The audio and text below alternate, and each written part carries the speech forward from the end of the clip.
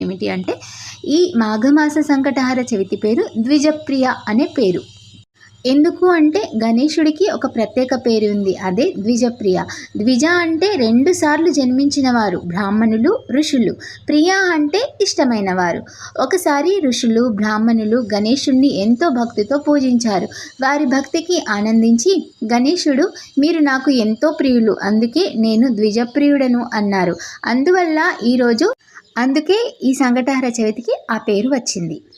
ఈ వ్రతం ఎలా చేయాలి అంటే, ఈ వ్రతాన్ని ఉదయాన్నే అంటే సంకటహర చవితి నాడు ఉదయాన్నే లేచి స్నానసంధ్యాదులు ముగించుకొని మనము గణపతిని ఆరాధిస్తూ సాయంకాలం వరకు మనము ఉపవసించి గణేశుడికి ధూపదీప నైవేద్యాలతో హారతి ఇచ్చి చంద్రదర్శనం చేసుకున్న తర్వాత మనం నివేదించిన ప్రసాదాన్ని మనం స్వీకరించవచ్చు.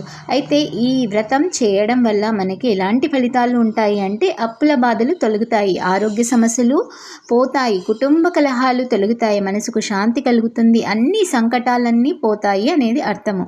అయితే ఈరోజు మనం ప్రధానంగా పఠించవలసిన మంత్రము ఓం గం గణపతే నమః.